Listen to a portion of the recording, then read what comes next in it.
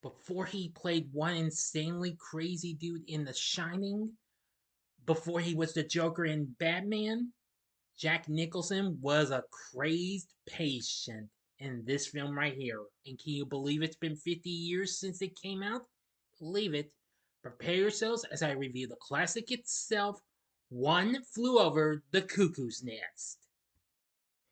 This is Big D's Entertainment Rankings and Reviews.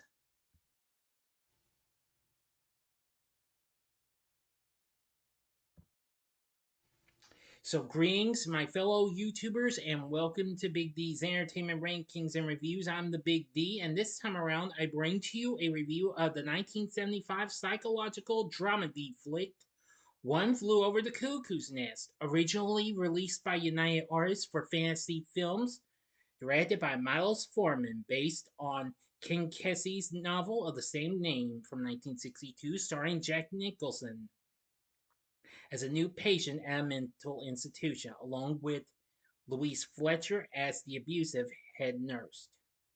Plus, supporting performances from Will Sampson, Danny DeVito, Sidney Lassick, William Redfield, Christopher Lloyd, and Brad Dourif in his film debut, along with others. Well, actually, this is also where Lloyd makes his debut as well. Anyway, the film was released on this day, November 19th, 1975. Henceforth, today is the film's 50th anniversary.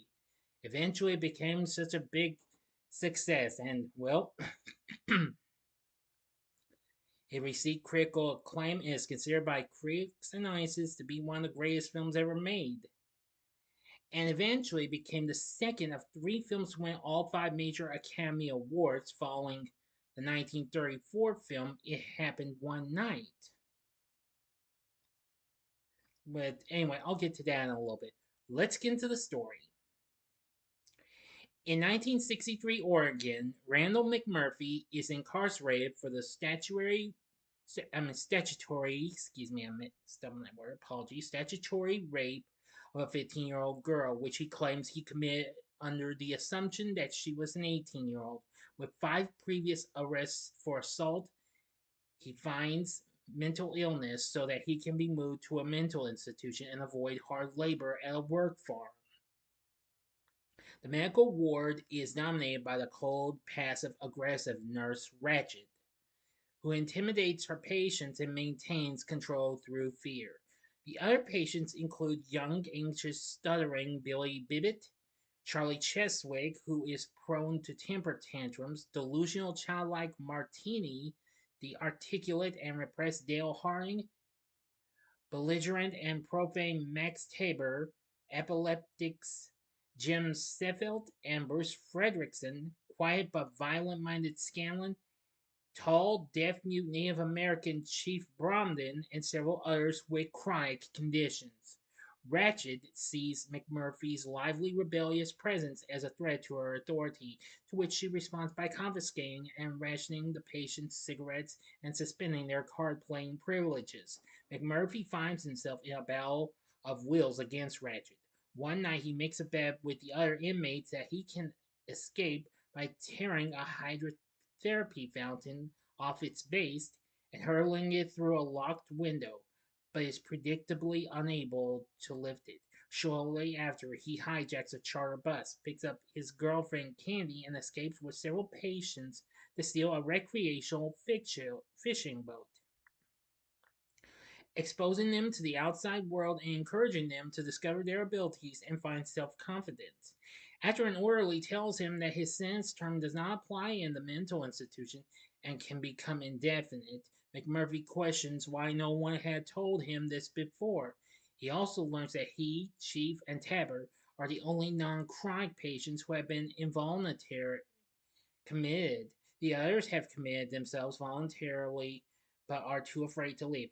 After Cheswick bursts into a fit and demands his cigarettes from Ratched, McMurphy starts a fight with the orderlies and Chief intervenes to help him. McMurphy, Chief, and Cheswick are then sent to the disturbed ward, and Chief reveals to McMurphy that he can speak and hear normally, having faked deaf muteness to avoid engaging with anyone.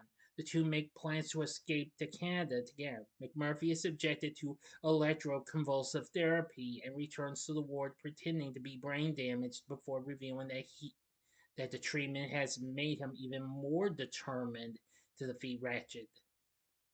McMurphy and Chief plan to throw a secret Christmas party for their friends after Ratchet and the Orleys leave for the night before making their escape. McMurphy sneaks Candy and her friend Rose into the ward, each bringing bottles of alcohol for the party, and bribes the night orderly Turkle to allow the party. McMurphy and Chief prepare to escape, inviting Billy to come with them. Billy refuses but asks for a date with Candy. McMurphy arranges for him to spend the night with her. McMurphy and the others get drunk, and McMurphy falls asleep instead of escaping with Chief. Now, I'm going to the ending. As always, you know the procedure. You have 5 seconds to stop this video at once. Go to the description box below and fast forward to the time below. As I count down now, if you've seen this movie already, please continue.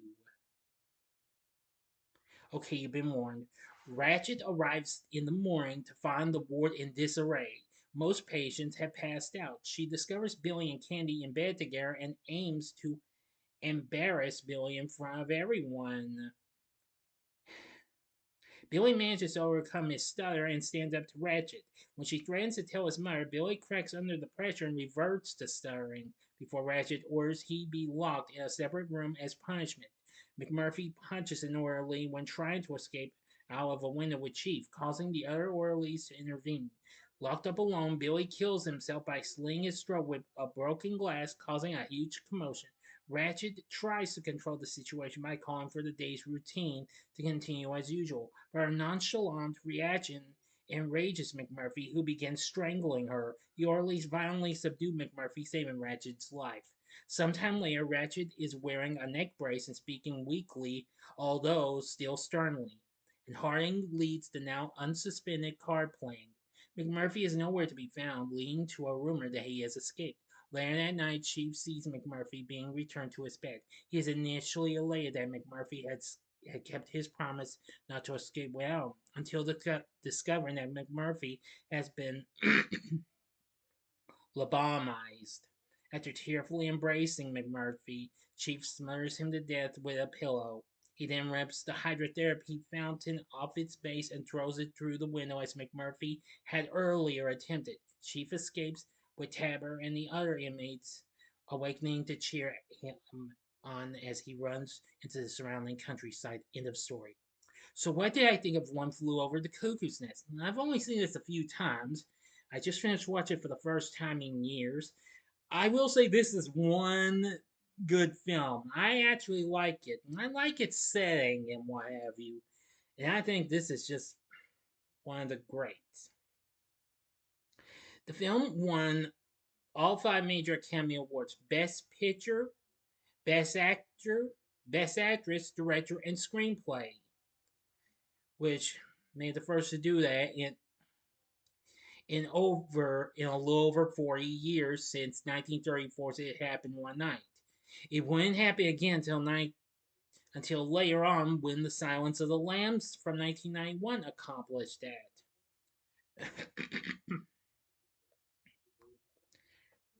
Now, of course, Jack Nicholson won Best Actor and Louise Fletcher won Best Actress.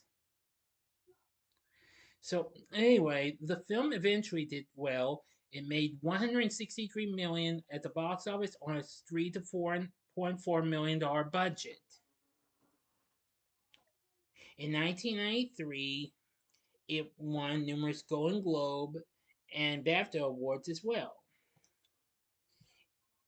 And after that, after this, it won numerous. But in '93, I got sidetracked here. Apologies. In '93, the film was deemed culturally, historically, and aesthetically significant by the U.S. Library of Congress and selected for preservation the National Film Registry. Additionally, the film was ranked number 33 on the AFI, the American Film Institute, their updated 100 Years, 100 Movies list in 2007. Everyone really praised the film. Rotten Tomatoes has a score of 93, saying Jack Nicholson and Louise Fletcher are worthy adversaries in the film, with Miles Forman's more grounded and morally ambiguous approach to King Kesey's surrealistic novel yielding a film of outsized power.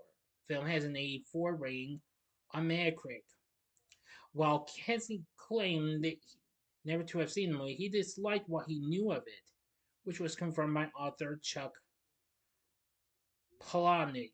I'm sorry if I mispronounced that. Who wrote the first time I heard this story? It was through the movie starring Jack Nicholson, a movie that Kesey once told me he disliked. Well, that's understandable. Of other films,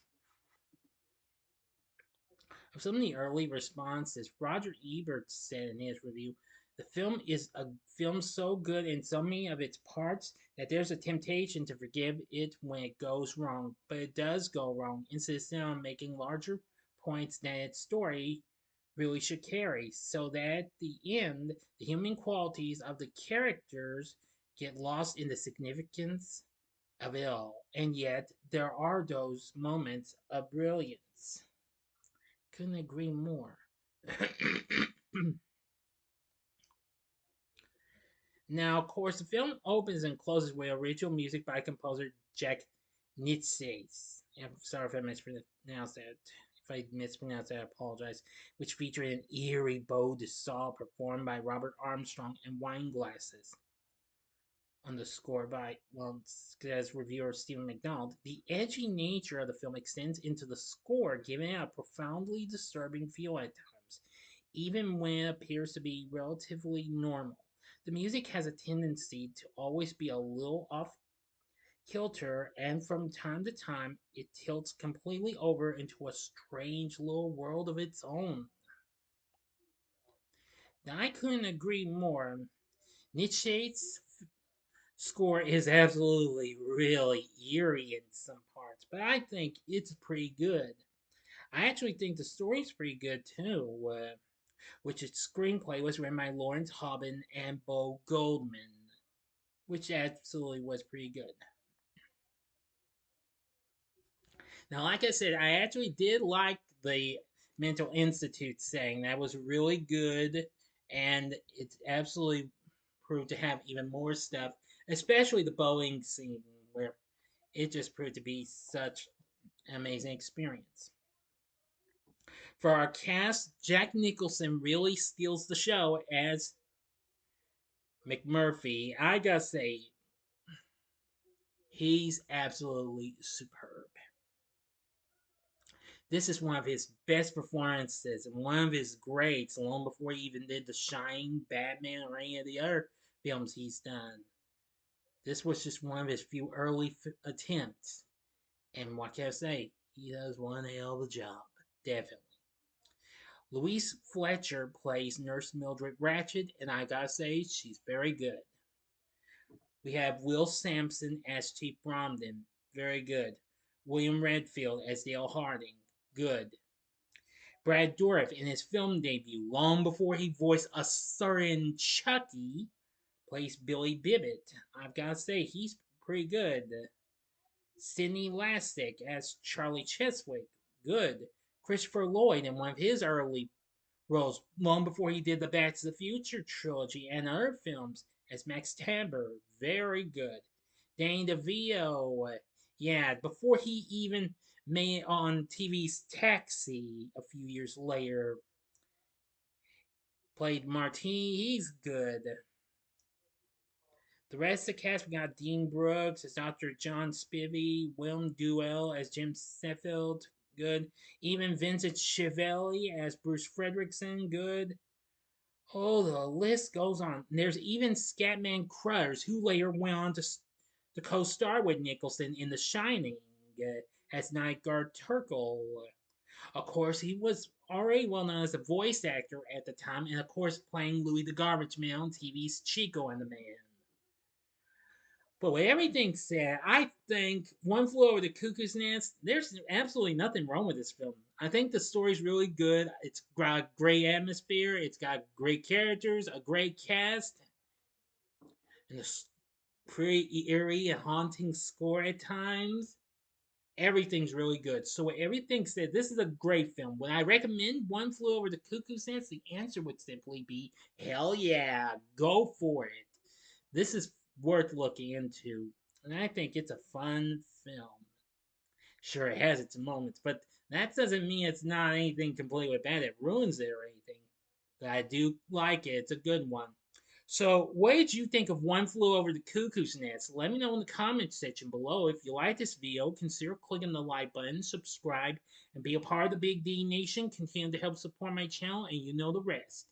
Join me next time when I bring to you a spoiler-free review of The Lost Bus. So if you like this, check out my reviews of these other films. In the upper left-hand corner, you can check out my review of a film Jack Nicholson did a few years later after this, in The Shining from 1980. The upper right-hand corner is a film that's sort of similar to like this, but with mostly girls in it, and it's Girl Interrupted from 1999. Or if you'd like another classic that was really and pretty violent in some ways, check out my review of Stanley Kubrick's A Clockwork Orange in the bottom left hand corner. And the bottom right hand corner is the button you can click to subscribe. If you like rankings and reviews on movies, TV, music, video games, etc., then I'm your guy. Thanks for watching. Until next time, I'm the Big D saying, see ya.